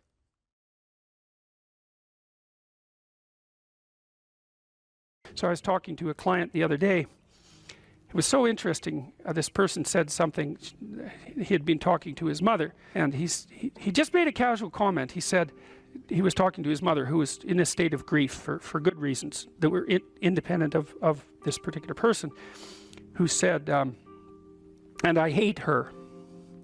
And I thought, oh, that's interesting. Like, where did that come from? And so I made a comment on that. That's a Freudian slip, right?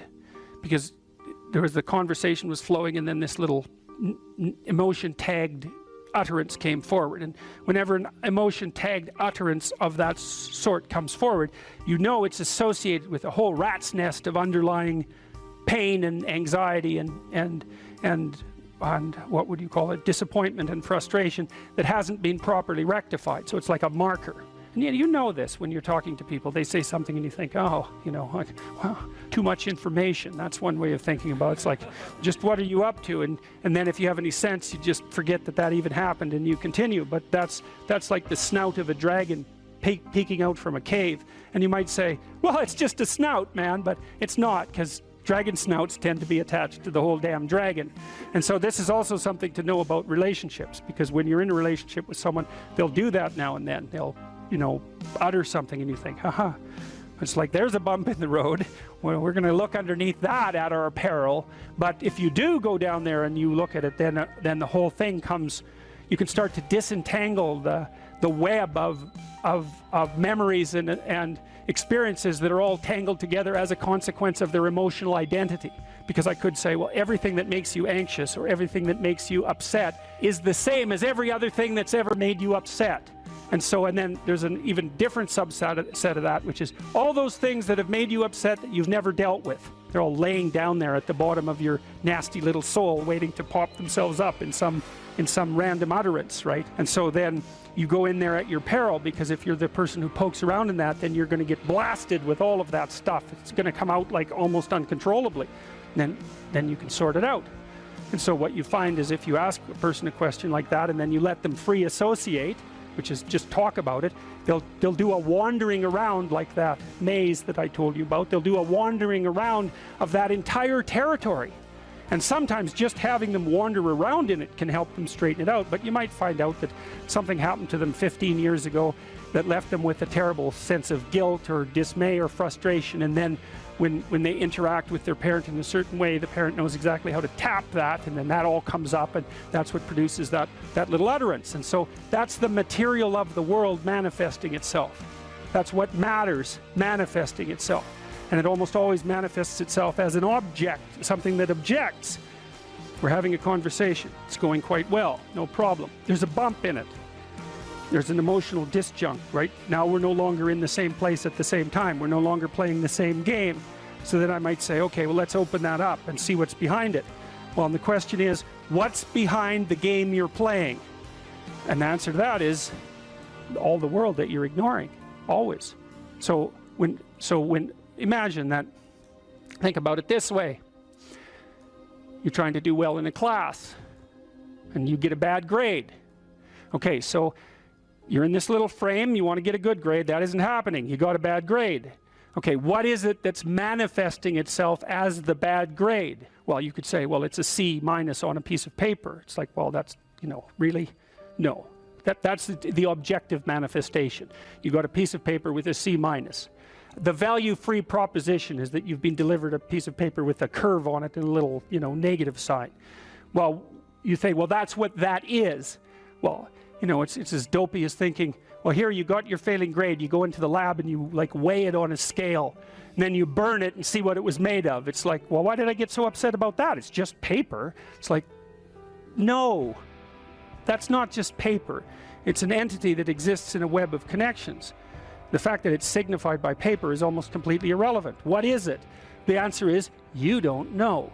And that's why when you pick it up, you get this paralyzed sinking feeling, because your limbic system is a lot smarter than your perceptual systems. And your perceptual systems say, well, that's a piece of paper, and your limbic system says, nah, for sure, dragon. Right.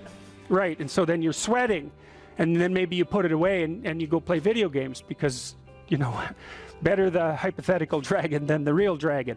And so instead you pull out the piece of paper maybe and you think, okay, why did I get this C-? Well, that's a hell of a question, isn't it? It's like, maybe you're stupid. Well, that could be, or at least stupid compared to who you think you are. Like that's the real horror that's lurking there, right? It's like, oh, I thought I was kind of smart. That's a proposition of the highest order. I thought I was kind of smart. It's like, yeah, well, what about this C-? It's like, well, that goddamn professor, right? That's the first thing. I've been attacked by a predator. That's the first response, right? So it's a nonsensical message. It's just delivered by someone evil and predatory. Well, that's, you know, possible, but I wouldn't go there. I wouldn't go there first necessarily. So, but then, well, then say you don't go there. Okay, well, so what is this exactly? Do you not know what you thought you knew? Are you not who you think you are? Do you not work hard enough? Are your values not organized properly? Do you misuse your time? Are you in the wrong field? Is the way you're construing your life completely inappropriate? Are you acting out what your parents wanted you to do and you're pissed off about it, so you're only running at 40% to spite them, despite the fact that they're paying $25,000 a year for your education? Because that's a fun game. Yeah, I'll go do what you want me to do, but I'll fail. But not completely, because then that wouldn't cost you very much. I'll just fail a little bit, so that you have to spend all that money forcing me to do what I don't want to do, but you'll never get to escape from it. And then every time we interact, I'll stab you in various ways that you don't quite understand, just to show you how irritated I am that I happen to be acting out the destiny that you've put forward for me. So maybe that's part of the dragon, right? And then that pulls in the whole parent thing. And you know, these are bottomless pits often. When you're in the world and something objects to you, something that matters objects to you, then in the entire unrealized world is in that thing that objects. It's all tangled up inside it. That's why it's the great dragon of chaos. It's everything that's outside of your conceptual structure. And what is that? It's everything that lurks outside of your walled city. And it's manifested itself like the snake in the garden. And the easiest thing to do is say, I'm not having anything to do with that. But the problem with that is, well, you get your C- and you don't do anything about it. Maybe you're a little bitter and more resentful, and your study habits get a little worse. So the next time you get like a D+, and then you collect a bunch of Fs, and then you stop going to school, and then you stop showering, right? Then you end up jumping off the bridge. And so that's how the dragon eats you when you don't pay attention to it. And so it's no bloody wonder that people avoid, you know. It's really no wonder that they avoid, because error messages contain within them the implicit world. Now, the upside of that is, well, they contain within them the implicit world. And the world isn't all negative. And so maybe you get your C-, and that's actually the best gift you ever got, because somebody finally took you and went, whack, you know, clue in. And so you take that apart and you think, oh, I don't know how to write. I don't know how to think. I've never read anything in my life. My study habits are abysmal, you know, like maybe I'm working at 2% efficiency, which is probably, I would suspect that, you know, some of you aren't doing that, but I bet there's 30 to 50% of the people in the room are working at 2% efficiency. It's like, to find that out is so optimistic. I mean, if you're barely hanging in there, but you're only working at 2%, you might imagine what you could have as a life if you're working at like 50%. So the C- can be the best gift you ever had, and that's the gold that the dragon hoards, right? That's exactly what that means. Let's say you want to become who you could be in the fullest sense. So let's say you're someone who's going to solve some serious problems. Okay, the first thing you have to do is admit to the seriousness of the problems. That's no joke. And so the first thing is just the terror of the problem itself. And that's enough to paralyze you, right? And that's the Hydra, that's the Gorgon with the head of snakes. It'll paralyze you and turn you to stone. That's the basilisk in the Harry Potter series. Mm-hmm. You look at it and it turns you to stone and lurks underneath everything, right? And it's malevolence and tragedy. And so there's that. And then the next is, well, you're going to take responsibility for that? You're really going to do that, are you? That's a hell of a load, man. And so it's daunting to even consider that. And then there's the discipline and responsibility that necessitates, which is also daunting. It's like, oh my God, the problem's that serious? I'm really going to have to get my act together in order to not contribute to it, much less solve it. And so the problem is terrible, and then the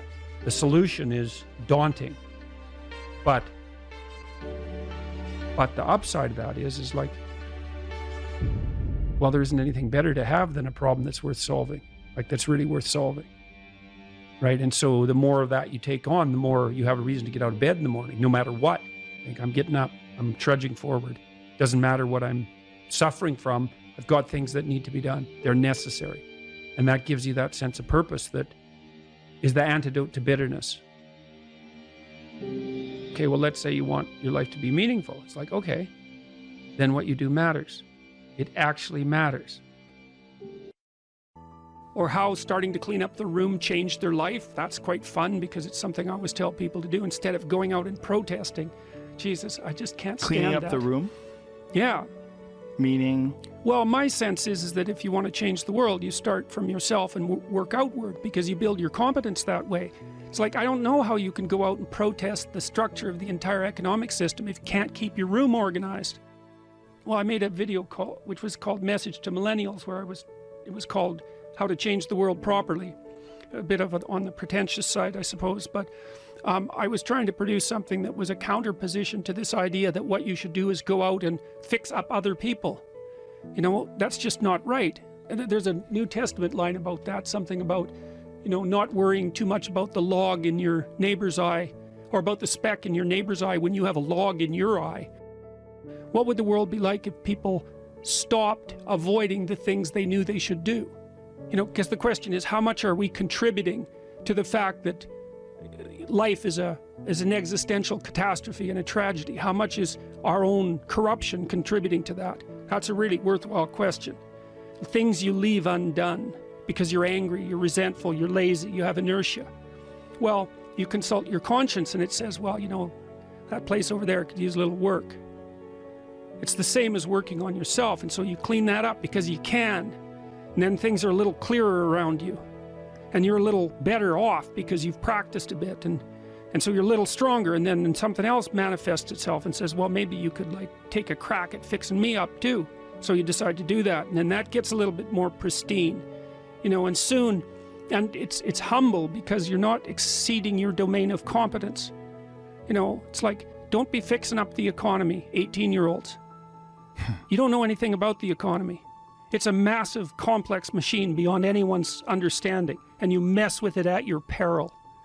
So, and can you even clean up your own room? No. Well, you should think about that. You should think about that. What could you do to improve yourself? Well, let's step one step backwards. The first question might be, why should you even bother improving yourself? And I think the answer to that is something like, so you don't suffer any more stupidly than you have to. And maybe so others don't have to either. It's something like that. You know, like there's a real injunction at the bottom of it. It's not some casual self-help doctrine. It's that if you don't organize yourself properly, you'll pay for it, and in a big way, and so will the people around you. Now, and you could say, well, I don't care about that, but that's actually not true. You actually do care about that, because if you're in pain, you will care about it. And so you do care about it, even if it's just that negative way, you know. It's very rare that you can find someone who's in excruciating pain who would ever say, well, it would be no better if I was out of this. It's sort of, pain is one of those things that brings the idea that it would be better if it didn't exist along with it. It's incontrovertible. So you get your act together so that there isn't any more stupid pain around you than necessary. Well, so then the question might be, well, how would you go about getting your act together? And the answer to that, and this is a phenomenological idea too, it's something like, look around for something that bothers you and see if you can fix it. So now you think, well, let's say you go into you can do this in a room. It's quite fun to do it just when you're sitting in a room, like a room, maybe your bedroom. You can sit there and just sort of meditate on it and think, okay, if I wanted to spend 10 minutes making this room better, what would I have to do? And you have to ask yourself that, right? It's not a command, it's like a genuine question. And things will pop out in the room that you know, like there's a stack of papers over there that's kind of bugging you, and you know that maybe little order there would be a good thing, and you know, there's some rubbish behind your computer monitor that you haven't attended to for like 6 months, and the room would be slightly better if it was a little less dusty and the cables weren't all tangled up the same way. And like if you allow yourself just to consider the expanse in which you exist at that moment, there'll be all sorts of things that'll pop out in it that you could just fix. And you know, I might say, well, if you were coming to see me for psychotherapy, the easiest thing for us to do first would just be to get you to organize your room. You think, well, is that psychotherapy? And the answer is, well, it depends on how you conceive the limits of your being. And I would say, start where you can start. You know, if something announces itself to you, which is a strange way of thinking about it, as in need of repair, that you could repair, then, hey, fix it. You fix 100 things like that, your life will be a lot different. You know, I often tell people too, fix the things you repeat every day, because people tend to think of those as trivial, right? You get up, you brush your teeth, you have your breakfast, you know, you have your routines that you go through every day. Well, those probably constitute 50% of your life. And people think, well, they're mundane, I don't need to pay attention to them. It's like, no, that's exactly wrong. The things you do every day, those are the most important things you do. Hands down. All you have to do is do the arithmetic. You figure it out right away. So 100 adjustments to your broader domain of being, and there's a lot less rubbish around and a lot fewer traps for you to step into. And so that's in keeping with Jung's idea about erasing once you've got your mind and your emotions together, and once you're acting that out, then you can extend what you're willing to consider yourself and start fixing up the things that are part of your broader extent. Now, sometimes you don't know how to do that. So you might say, imagine you're walking down Bloor Street and there's this guy who's like alcoholic and schizophrenic and has been on the streets for 10 years. He sort of stumbles towards you and, you know, incoherently mutters something. That's a problem. And it would be good if you could fix it, but you haven't got a clue about how to fix that. You just walk around that and go find something that you could fix, because if you muck about in that, not only is it unlikely that you'll help that person, it's very likely that you'll get hurt yourself. So, you know, just because while you're experiencing things announce themselves as in need of repair doesn't mean that it's you right then and there that should repair them. You have to have some humility. You know, you don't walk up to a helicopter that isn't working and just start tinkering away with it. You have to stay within your domain of competence. But most of the time, if people look at their lives, you know, it's a very interesting thing to do. I like the idea of the room, because you can do that at the drop of a hat. You know, you go back to where you live and sit down and think, okay, I'm going to make this place better for half an hour. What should I do? And you have to ask, and things will just pop up like mad. And it's partly because your mind is a very strange thing. As soon as you give it a name, a genuine aim, it'll reconfigure the world in keeping with that aim. That's actually how you see to begin with. And so if you set it a task, especially, you have to be genuine about it, which is why you have to bring your thoughts and emotions together, and then you have to get them in your body so you're acting consistently. You have to be genuine about the aim, but once you aim, the world will reconfigure itself around that aim, which is very strange. And it's technically true. You know, the best example of that, you have all seen this video where you watch the basketballs being tossed back and forth between members of the white team versus the black team, and while you're doing that, a gorilla walks up into the middle of the video and you don't see it. It's like, you know, if you thought about that experiment for about 5 years, that would be about the right amount of time to spend thinking about it, because what it shows you is that you see what you aim at. And that, man, if you can get one thing through your head as a consequence of even being in university, that would be a good one. You see what you aim at. And so, because one inference you might draw from that is, be careful what you aim at, right? What you aim at determines the way the world manifests itself to you. And so if the world is manifesting itself in a very negative way, one thing to ask is, are you aiming at the right thing? Now, you know, I'm not trying to reduce everybody's problems to an improper aim. People get cut off at the knees for all sorts of reasons. You know, they get sick, they have accidents. There's a random element to being, that's for sure. And so you don't want to take anything, even that particular phrase, too far. You want to bind it with the fact that random things do happen to people. But it's still a great thing to ask.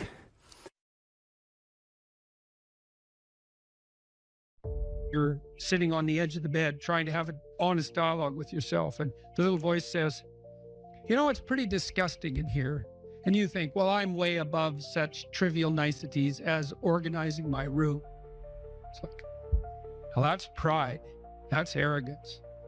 If you're above organizing what's actually yours, how in the world are you ever going to organize anything else? And so you get on your knees and you think, well, it's time to, you know, take a brush to the toilet. And maybe that's where you start. And that works. Like, that works. You start making those micro improvements, like real micro improvements, real on the ground, actual micro improvements to things you know that are wrong, you'll improve unbelievably rapidly. There's always people out there who are doing far better than you on pretty much anything you want to imagine. And if all you're doing is seeing yourself in their reflected light, let's say, then it's going to be pretty damn dismal. But it's not a good comparison because, well, first of all, there's danger in just comparing yourself to others, period, because they're not you. And God only knows what struggles they had to undertake to get to where they were, or what burdens they're currently carrying that you're not aware of.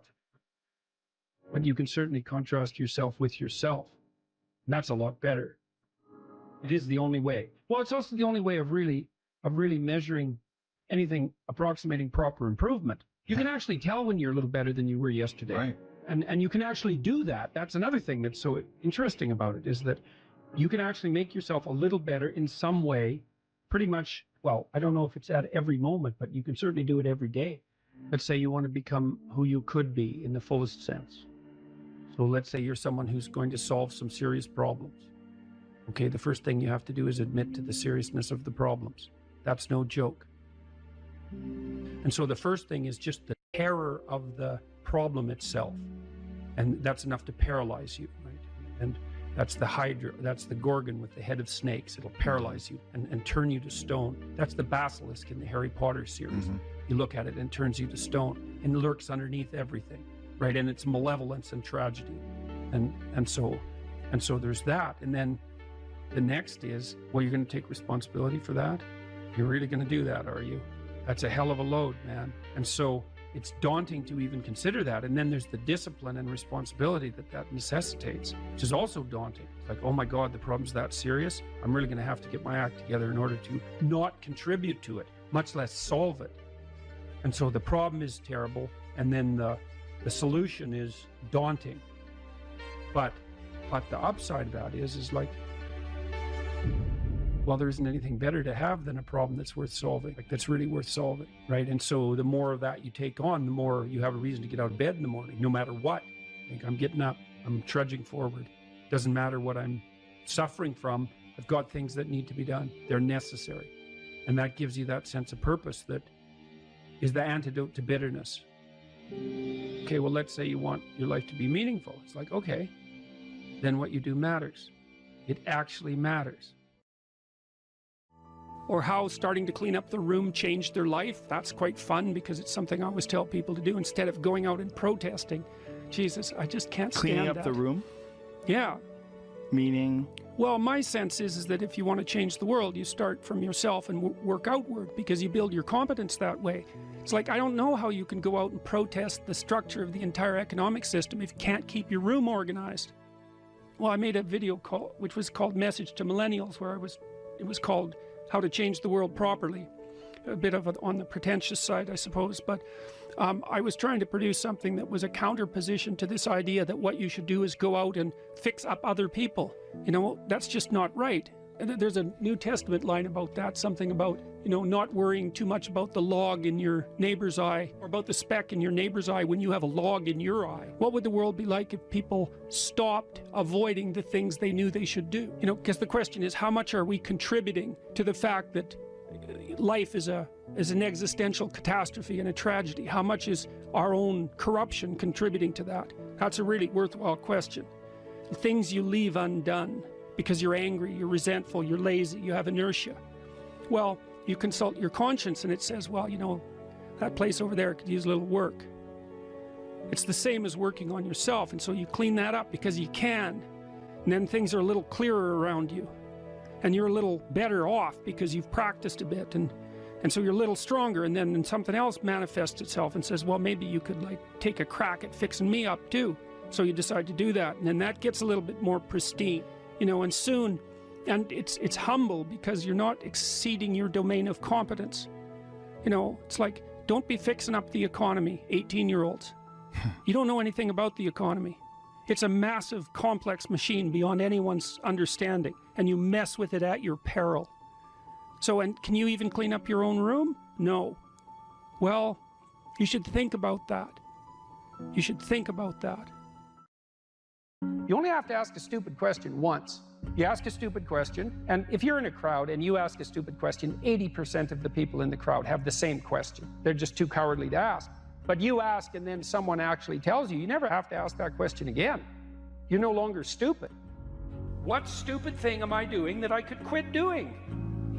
That I would quit doing? Because those aren't the same thing, right? Because you know there's stupid things that you're doing that you're just not going to quit doing because you like them. But there might be something on the edge there where you could stop that. If you want to know something about yourself, sit on your bed one night and say to yourself, you got to mean this, like you got to be desperate. This is no game, this. My life is not everything I want it to be, and perhaps it's not everything that I need it to be. And by need, I mean my life is so unbearable that the suffering that's attendant upon that is make me nihilistic, cynical, bitter, resentful, driving the proclivity to see evil everywhere except within my own heart. Like, these are problems, man. And you ask yourself, you sit on the bed and say, okay, man, I'm ready to learn something.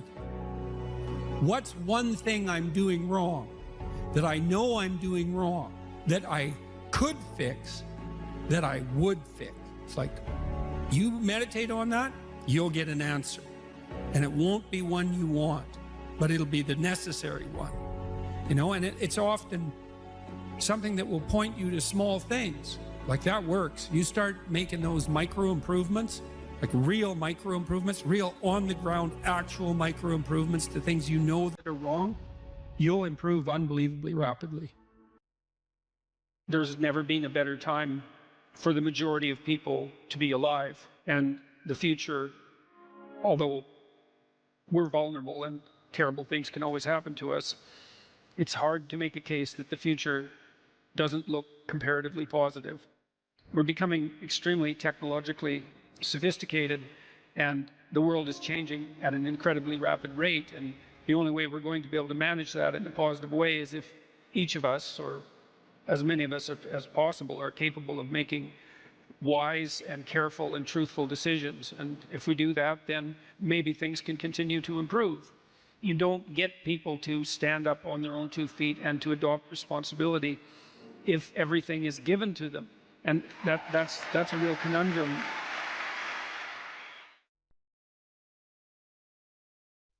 It's known from multiple dimensions simultaneously that the system that produces happiness, let's say in the founder's sense, produces that emotion in relationship to the observation of movement towards a valued goal. And so you can derive some conclusions from that. The first is that without a goal, there's no happiness, by definition, because happiness marks movement towards a valued goal. The next is, well, the higher the goal, the more value there is in the observation of movement towards it. And so out of that, you might ask, well, then what's the highest goal? Because why don't we go for that? Well, then you could say, well, you should do your best for the best. You might say, well, that's just to make me hedonically happy. It's like, well, wait a second, you know, cocaine will work for that because it actually even activates this system. But what about tomorrow and next week and next month? And so the problem with hedonism as a goal is, first of all, it vanishes when you're suffering. But even failing that, if you're serving yourself hedonically in the narrow sense, it's just about me and my pleasure. It's like, okay, which you? Today's you, tomorrow's you, next week's you, next month's you. What about next year, 5 years from now, 10 years from now? You're going to lead a hedonic and dissolute life, and what are you going to be, a burnt-out shell and a wreck, a dismal wreck in 10 years? Because that's what'll happen. And so if you don't construe yourself as a community stretched out across time, then you're not even serving yourself. And if you do construe yourself as a community stretched across time, then serving other people and serving yourself turn out to be exactly the same thing. I just did a course on the Sermon on the Mount, and Christ, in one of the sections of that sermon, he says to people that you shouldn't lose your saltiness, you shouldn't lose your savor, and you're the salt of the earth, and without that salt, everything loses its flavor. And salt is a preservative, and it's a spice, and that's often conceptualized, that phrase, as referring to the salt of the earth, you know, the solid, reliable types who bear all burdens. But that is not what it means. I looked at a lot of different translations. I talked to a lot of people about that verse, and really what it means is, well, there should be some spiciness and unpredictability and humor about you. And there should be some play in the system, right? Because that's what stops you from just being the narrow, dead, past letter of the law with no spirit. There should be some snake inside the tree, right? There should be some fire inside the bush. Those are all ways of construing that are symbolically equivalent. There should be some dynamism in you, and a fair bit of that's associated with, well, enthusiasm. That's fun, but enthusiasm means to be imbued with the Spirit of God. That's why people like comedians so much too, because that's what they do. And so you have to leaven the duty with humor, and your book does a lovely job of that too, because your book, which is a very conservative book in the best possible way, and is a call to duty and responsibility, but you constantly return to themes of both stoicism and humor, which are tied together in some sense, you know. I was just in Newfoundland for the last week doing a documentary there. Newfoundland's a rough rock, and it's beautiful and harsh. And the people there are tough and resilient, man, because they had to be.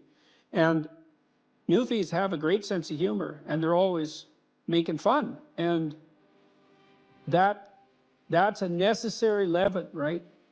That ability to deal with serious matters in a light with a light touch.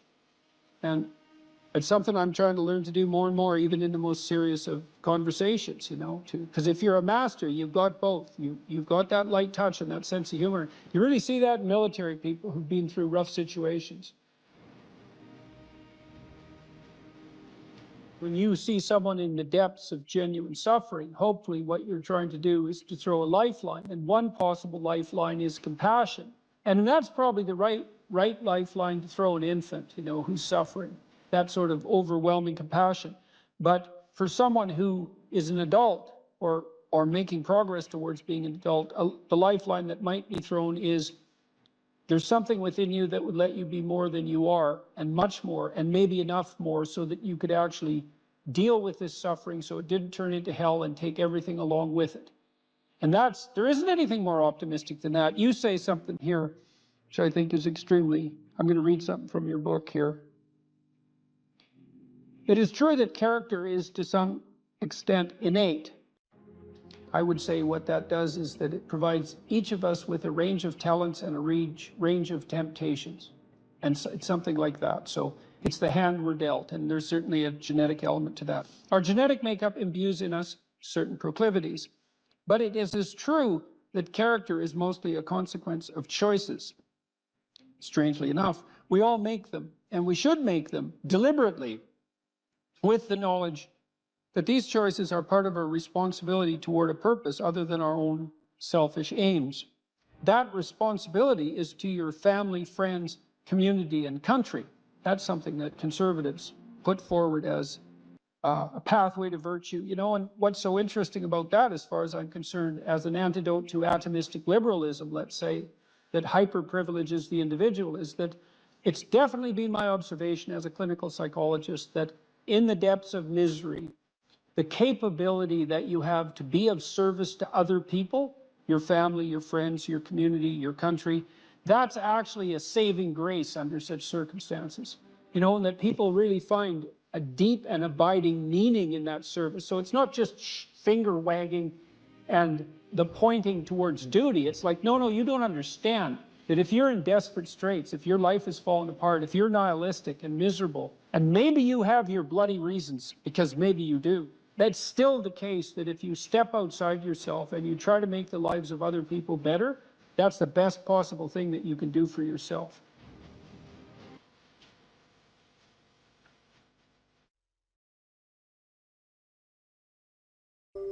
So that's an interesting thing. Well, so let's say you go over your past with a fine-tooth comb and you decide you're going to take responsibility for everything that you did that was wrong and everything that you failed to do that you could have done that was right. It's like, does that change the world? It's like, depends on how thoroughly you do it. You might say it changes the world like nothing else possibly can. And I think that that's actually right. You have to allow yourself a certain latitude for error. And that's a useful thing to know too. One of the things I tell people when they're trying to develop a vision for their life or an implementable plan is make a bad plan. Like, make the best one you can, but don't get obsessive about it. It's like, make a plan, implement it. You'll figure out when you implement it why it's stupid. Exactly. And then you can fix it a little bit.